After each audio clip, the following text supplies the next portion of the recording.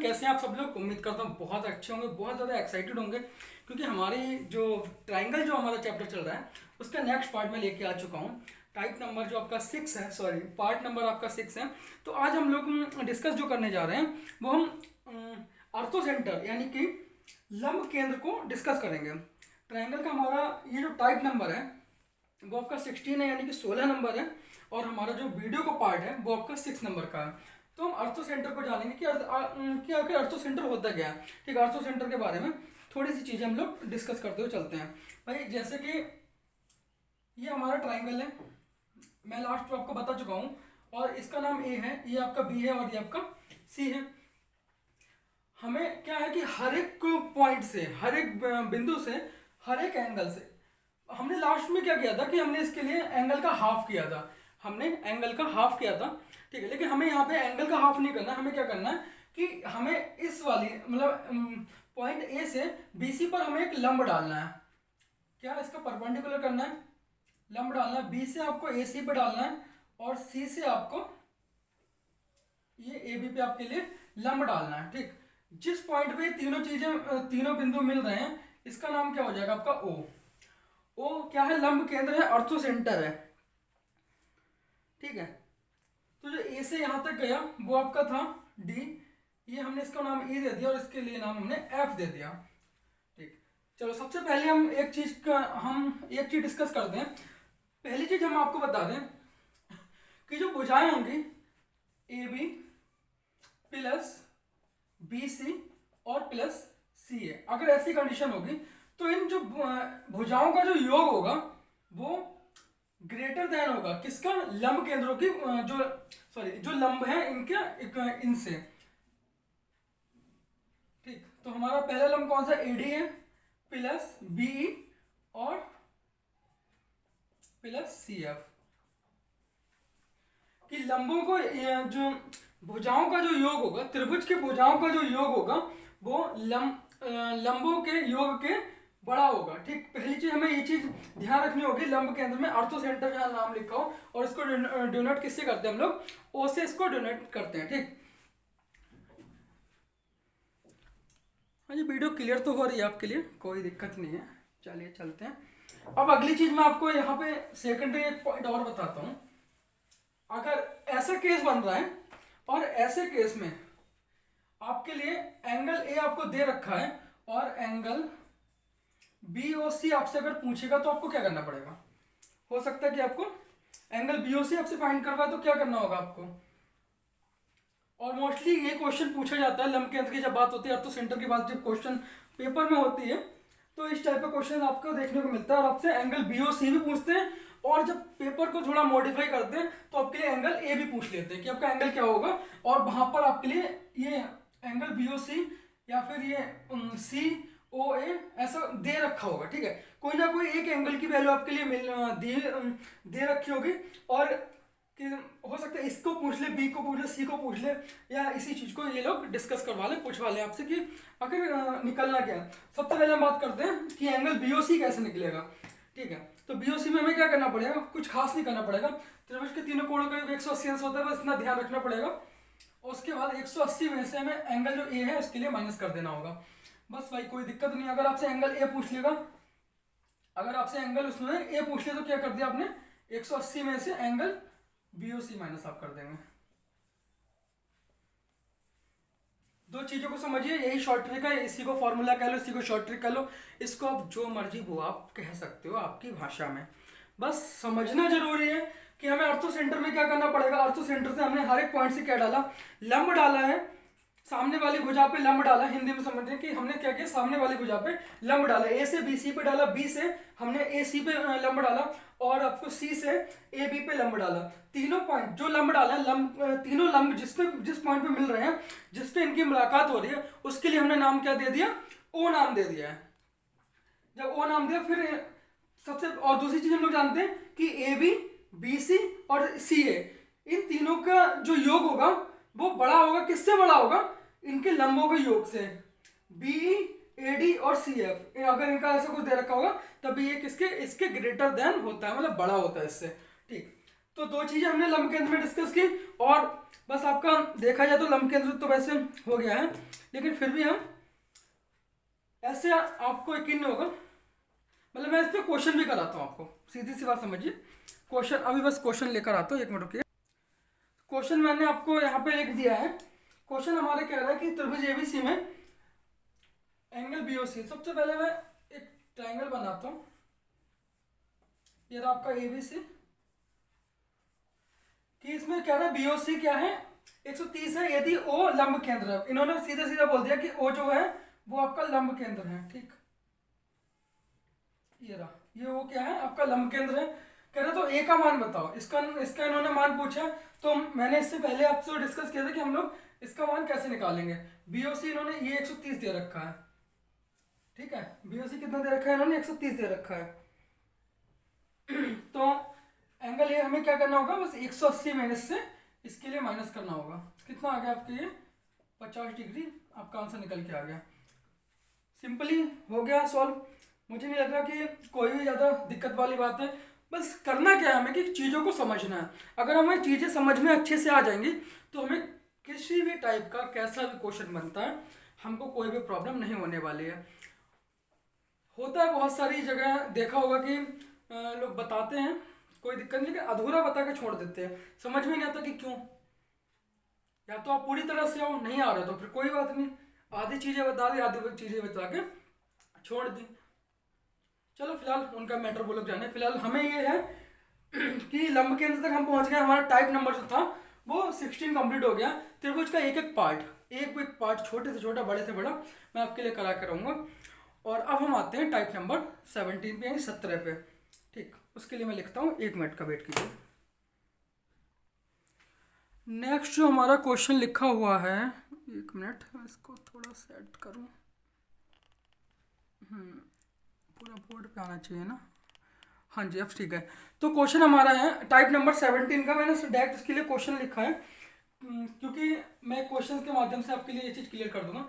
ये लिखा हुआ है कि अब हमारा टाइप है कौन, बाह्य केंद्र, यानी इसको इंग्लिश में बोलते हैं एक्स सेंटर, ठीक है, मतलब बाहर की साइड का सेंटर है, केंद्र है। लिखा हुआ है कि त्रिभुज एबीसी में बाह्य कोणों बी व सी के कोण अर्धक क्रमशः पी पर प्रतिच्छेदित करते हैं, मतलब काटते हैं। यदि बीपीसी 40 है तो एंगल ए का मान बताओ। ये रहा आपका ट्राइंगल, इसका नाम ए है, इसका नाम बी है और इसका नाम क्या है, सी है। बीसी के कोण अर्धक क्रमशः पी पर प्रतिच्छेदित करते हैं बाह्य कोणों, यानी बाहर की साइड इसको क्या करते हैं, प्रतिच्छेदित करते हैं एंगल बी को। ये आपका इधर जाएगा नीचे की साइड, क्योंकि बाह्य की बात उन्होंने की है। कहाँ पर प्रतिच्छेदित करते हैं, पी पर प्रतिच्छेदित करते हैं। कह रहा है यदि बी पी सी ये कितना है आपका 40 दे रखा है, तो एंगल ए इन्होंने ये पूछा है, ये क्या होगा, ठीक है।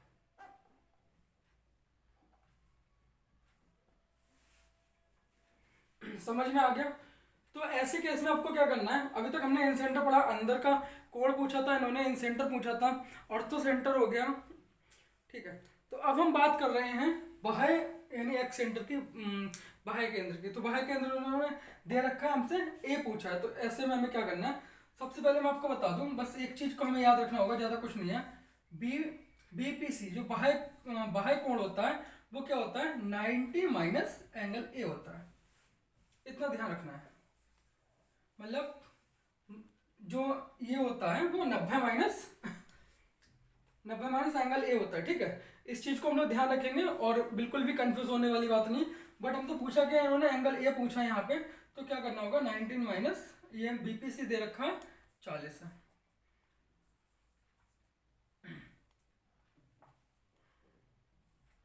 चलो भाई,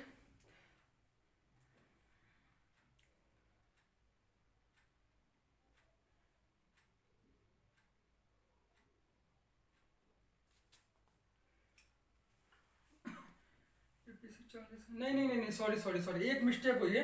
ये एंगल इसका हाफ होता है, माइंड स्लिप हो गया। क्या होता है, ये एंगल इसका हाफ होता है। ये 90 माइनस एंगल ही नहीं होता, एंगल कितना होता है, ये हाफ होता है। भाई यहाँ पर हुआ ये एंगल हाफ इधर आ गया, तो एंगल ए निकालना था, तो कितना हो गया, 50 के मल्टीप्लाई कर दी 2 से, कितना आ गया आपका, ये 100 डिग्री आ गया। तो एंगल ए आपका निकल के कितना आया, 100 आया, ठीक है। बस ये एंगल हाफ होता है, इतना बात ध्यान रखना है। मतलब सॉरी उसके लिए, जो मैं मेरे माइंड से स्लिप हो गया था कि एंगल ए, भाई तो मेरे को कि मतलब कन्फ्यूजन हो रही कि ये 50 ये 40, कोई नहीं। एंगल कैसा होता है, ये हाफ होता है, ए का हाफ होता है। कि अगर ये वाला पूछा है तो आपको 90 माइनस एंगल ए का हाफ, ठीक है, इसका आधा जो होगा वो होता है। तो एंगल ए हमने यहाँ से फाइंड कर लिया, निकल के आया। एक क्वेश्चन हम लोग इसका और देखते हैं, बाह्य कोण का एक्स सेंटर। तो एक क्वेश्चन और लिखा हुआ है, ट्रायंगल का ये है। तो ट्रायंगल में, यार ये बार बार इधर क्यों हो रहा है ये, एक मिनट इसको,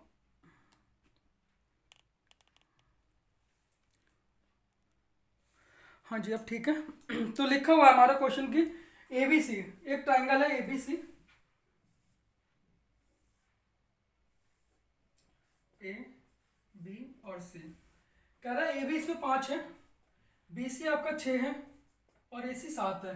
कह रहा है ए डी बी सी पर लंब है, ए डी, इससे हमने इस पे बी सी पे एक लंब डाला, कौन सा डी है। फिर कह रहा है कि बी डी की लंबाई बताओ। ये जो इसकी लंबाई पूछी है इन्होंने, मैंने मान लिया इसको ये एक्स है, फिर ये कितनी हो जाएगी 6 माइनस एक्स, की पूरी कितनी है 6 है, 6 माइनस एक्स ये होगी। इस जो लंब है ए डी उसके लिए मैंने क्या मान लिया एच। जब ये लंब डाला तो ये कितना हो गया 90 डिग्री हो गया, और ये भी आपका 90 डिग्री हो गया। ये कैसा हो गया समकोण त्रिभुज हो गया। अगर मैं ए बी डी की बात करूं, ए डी सी की बात करूं, ठीक, इतनी चीज समझ में आ जानी चाहिए। तो पहले मैं ए बी डी में देखता हूँ, कारण ये है आपका। तो सबसे पहले पाइथागोरस थ्योरम लगाएंगे, एक्स स्क्वायर प्लस के एक्स स्क्वायर बराबर कितना हो गया आपका ये 25, ठीक, समझ में आ गया होगा। पाइथागोरस थ्योरम बस लगाई, कुछ नहीं किया। अब देखते हैं सेकेंडरी क्या है। अब इस ए डी सी में इसको डिस्कस करते हैं। ये हो गया आपका एच स्क्वायर, और प्लस का क्या होता है 6 माइनस एक्स का इसका स्क्वायर होगा बराबर किसके हो जाएगा ये 49 के हो जाएगा, ठीक है। ये 36 हो गया, प्लस के आपका ये एक्स स्क्वायर हो गया, और माइनस के ये 12 एक्स हो गया, हाँ ये 49 हो गया। अब x H square plus x square एक साइड रखेंगे, 49 हो गया, और ये 36 इधर क्या माइनस का हो गया, और ये 12 इधर गया तो 12x प्लस का इधर हो गया, ठीक। तो 9 में से 6 गया, 3 गया, ये 13 रह गया, प्लस के 12x हो गया। अर्थात ये जो वैल्यू है x square H square plus x square की वो 13 प्लस 12x आ गई। बस यहाँ पे वही चीज़ रख देनी है हमें, 13 प्लस 12x बराबर 25 हो गया। इस 13 में से 25 माइनस हुआ, कितना रह गया जाके ये 12 रह गया, और x बराबर कितनी आ गई आपकी 1 निकल के आ गई, ठीक है। सिंपल सा क्वेश्चन था, कोई ज़्यादा मतलब बहुत ज़्यादा डिफिकल्ट नहीं था, बहुत ज़्यादा टफ भी क्वेश्चन नहीं कहेंगे हम इसको, सिंपल सा क्वेश्चन था। अब हम लोग आते हैं इसका नेक्स्ट पे, ठीक है। टाइप नंबर हम चेंज करेंगे, हमारा जो टाइप नंबर अब आएगा वो आएगा 18 नंबर का टाइप आएगा। मैं उसका क्वेश्चन लिखता हूँ, ठीक है। क्वेश्चन मैंने लिखा है टाइप नंबर 18 का। टाइप नंबर 18 थोड़ा देखो क्वेश्चन भाई चेंज मैंने किया, इस टाइप के भी क्वेश्चन आपके उसमें क्वेश्चन पूछे जाते हैं एसएससी सीजीएल में, सीएचएसएल में। लेवल जितना हम लोग अप करके चलेंगे ना उतना ज़्यादा हमारे लिए बेनिफिट रहेगा, क्योंकि जब बात तैयारी की आ रही है तो हमें कोई भी चीज़ छोड़नी नहीं है, सबसे पहली चीज़ आती है। तो चलो क्वेश्चन शुरू करते हैं। लिखा हुआ है कि यदि किसी त्रिभुज में परिवृत्त की त्रिज्या, परिवृत्त जो से मैं बता चुका हूँ कि, और कह रहा तथा अंतः त्रिज्या, मतलब अंतर्वृत्त की भी त्रिज्या क्रमशः 6 तथा 2 है। परिवृत्त की त्रिज्या के लिए मैंने मान लिया कि आर कैपिटल वाला, और ये अंतः त्रिज्या हमने स्मॉल आर मान लिया। वही मैंने बताया था भाई, परिवृत्त भी बता चुका हूँ मैं, और अंतर्वृत्त भी बता चुका हूँ, अंतः त्रिज्या और परित्रिज्या दोनों ही बता चुका हूँ, ठीक है। लास्ट वीडियो में देख लेना अगर आपने वो वीडियो नहीं देखी हो तो। कैपिटल आर जो है वो हमारा 6 और ये आपका 2 सेंटीमीटर है। पूछा इन्होंने क्या है कि परिवृत्त व अंतः केंद्र, परिकेंद्र और अंतः केंद्र इनकी दोनों की बीच की दूरी पूछी है। तो जब बीच की दूरी निकालते हैं तो वो दूरी कैसे निकालेंगे, उस दूरी का बस सिंपल सी चीज़ है, इसको अंडर रूट कर देंगे। कैपिटल जो आर होगा इसका स्क्वायर कर देंगे। क्या करेंगे देखो, सबसे पहले डी किया, डी जो दूरी है कैपिटल आर है इसका स्क्वायर कर देंगे, फिर माइनस लगा देंगे हम 2 कर देंगे, और स्मॉल और सॉरी कैपिटल और स्मॉल आर का मल्टीप्लाई कर देंगे। बस इसी चीज़ को हमें याद रखना है जब बात हो परिकेंद्र और अंतः केंद्र के बीच की दूरी की। चलो वैल्यू पुट करते हैं। ये कितना हो गया 36 हो गया, अंडर रूट चढ़ा दे रहे हैं। ये आपका 2 गुना हो गया जाके, ये 6 हो गया, और ये कितना हो गया जाके 2, चलो 12 दूनी 24 हो गया, ये आपका 2 आ गया, और ये 12 आ गया। कितना अंडर रूट 12 आ गया। इसको और भी ज़्यादा मॉडिफाई कर तो सकते हैं, क्योंकि कितना होता है ये, 4 3 12 होता है। 4 के लिए 2 बाहर ले लिया और ये आपका डिस्टेंस 2√3 निकल के आ गई। ठीक, उम्मीद करता हूँ कि ये क्वेश्चन समझ में आपके आया होगा। तो अगर समझ में आ गया है आपके, तो फिर मैं थोड़ा आगे बढ़ूँ और आपके लिए इसका टाइप नंबर 19 यानी 19 पे लेके चलता हूँ। देखो भाई, क्वेश्चन को समझते हैं। क्वेश्चन हमारे सामने लिखा हुआ है, काफ़ी इंपॉर्टेंट क्वेश्चन है भाई। पूछता है, सीधी सी बात है कि पूछता है क्वेश्चन, और कुछ कहा नहीं जा सकता भाई। पेपर का लेवल बनता है तो कैसा भी बनाता है। ठीक है, तो क्वेश्चन लिखा होगा, एक त्रिभुज में केंद्रक व लंब केंद्र के बीच की दूरी 12 सेंटीमीटर है, तो परिकेंद्र व लंब केंद्र के बीच की दूरी कितनी होगी। भाई इसमें तीनों के पॉइंट इन्होंने दे रखे हैं। सॉरी, आपके पास क्या क्या चीज दे रखी है इन्होंने।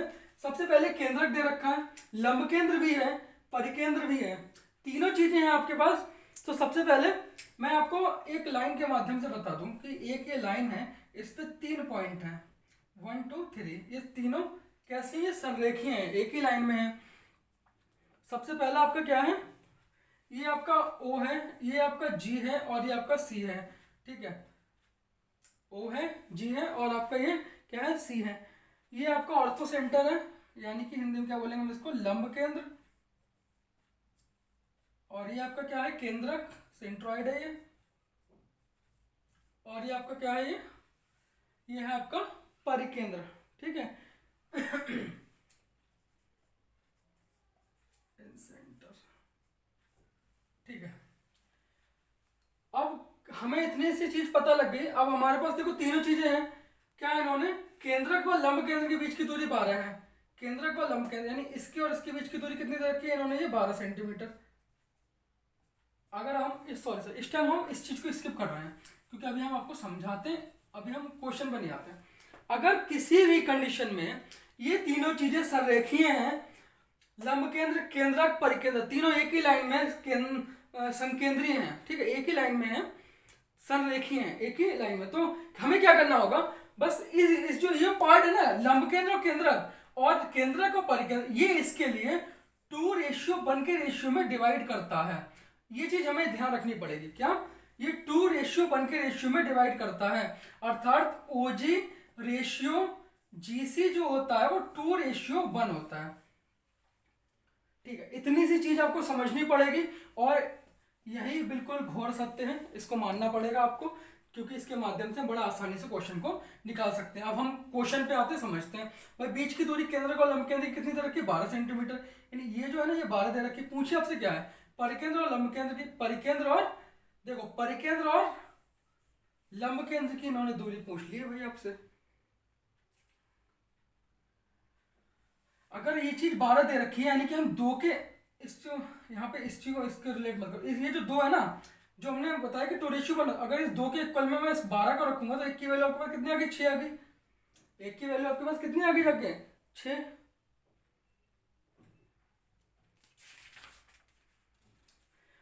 एक की वैल्यू हमें यहाँ कितनी मिल गई आगे, 6। हमसे पूछा क्या है कि लंब केंद्र और परिकेंद्र के बीच की दूरी। भाई यहाँ से यहाँ तक की दूरी कितनी है, 2 + 1 अर्थात 3 है। तो इस 6 की हम मल्टीप्लाई अगर मैं 3 से कर दूं, तो ये जो 18 निकल के आएगी, वो लंब केंद्र और परिकेंद्र के बीच की दूरी नहीं होगी भाई, ऑब्वियसली होगी। हमें याद क्या रखना है कि ये लंब केंद्र और केंद्रक, जब लंब केंद्र, केंद्रक और परिकेंद्र तीनों संरेखीय होते हैं, एक ही लाइन में होते हैं, तो ये जो लंब केंद्र, केंद्रक और केंद्रक और परिकेंद्र को 2:1 में डिवाइड करता है। इसको हमारे माइंड में सेटअप करना पड़ेगा, आपको बैठाना पड़ेगा। ये हमारी जबरदस्त वाली शॉर्ट ट्रिक है, क्योंकि बेसिक क्वेश्चन करोगे यार पगला जाओगे, सच्ची बता रहा हूँ, पगला जाओगे। बस कुछ नहीं करना, 2:1 में डिवाइड करना है। यहाँ बस बढ़िया में बिठा लो कि हाँ 2:1 में इसको डिवाइड करता है। ये 2:1 बस हमने ये जो 12 इन्होंने दे रखा है, इसको मैंने 2 के इक्वल रख दिया। यहाँ से 1 की वैल्यू 6 निकल के आ गई। और पूछा क्या है, परिकेंद्र और लंब केंद्र के बीच की दूरी, तो ये दोनों को उठाया, दोनों की हमें पता है, हमने रेशियो में इसको कितना माना था, ये 3 है। 2 + 1 कितना है, 3 है ये। और जब 3 हुआ तो हमने 3 के मल्टीप्लाई कर दिया, तो ये आपका जो 18 यानी 18 जो सेंटीमीटर निकल के आया है, वो आपका लंब केंद्र और परिकेंद्र के बीच की दूरी निकल के आई है, डिस्टेंस निकल के आई है। भाई समझिए इस चीज को, बड़ा आसान सा क्वेश्चन है और बहुत जबरदस्त वाला क्वेश्चन है। ठीक, पहले वीडियो देखो कितनी हो रही है कि हमें पार्ट नंबर, हाँ भैया हमें पार्ट नंबर 7 पे भी जाना पड़ेगा, क्योंकि अभी आपका ट्राइंगल जो है वो खत्म नहीं हुआ है। ट्राइंगल बिल्कुल भी खत्म नहीं हुआ है, और ट्राइंगल में चीज़ें इंपॉर्टेंट वाली भी रह गई हैं, अभी और भी चीज़ें डिस्कस करनी है। देखो हो सकता है जो भी है फिलहाल जितनी बनती है, लेकिन हाँ करानी एक एक चीज़ है, बिल्कुल भी छोड़ना नहीं है। ठीक है, मिलते हैं हम लोग नेक्स्ट वीडियो में। देखते रहिए हमारे चैनल को, वीडियो से ज़्यादा से ज़्यादा दबा के ज़्यादा शेयर करो, लाइक करो, सब्सक्राइब करो मेरे चैनल को, और बहुत ज़्यादा सपोर्ट की ज़रूरत है, क्योंकि मैं आपके लिए A to Z सारी चीज़ें कराने वाला हूँ, वो भी बिल्कुल आसानी से और बड़े आराम से आपको समझ में भी आएगी। ठीक है, आपको हर एक कंपटीशन के लिए एकदम प्रिपेयर्ड हो जाओगे। SSC CGL में बैठोगे तब भी आपका क्लियर होगा, CHSL भी होगा, NTPC भी होगा, जो भी। ठीक है, एडवांस मैथ जहाँ पूछते हैं भाई होना है, अभी मैं एडवांस मैथ का और अर्थमेटिक मैथ की मैंने बात की है, तो आपका वो होना है क्लियर, इसलिए टेंशन वाली बात है नहीं। आपको चैनल को सब्सक्राइब कीजिए, क्योंकि आपको बहुत ज़्यादा फायदा होने वाला है, और कोई आपको प्रॉब्लम नहीं होने वाली। सारी चीज़ें मैं एकदम से शॉर्ट ट्रिक से और एक एक सेट भी कराते चलेंगे कुछ दिनों बाद। पहले इसको चलो कवर कर लें, फिर उसके बाद से हम लोग सेट पे आएंगे।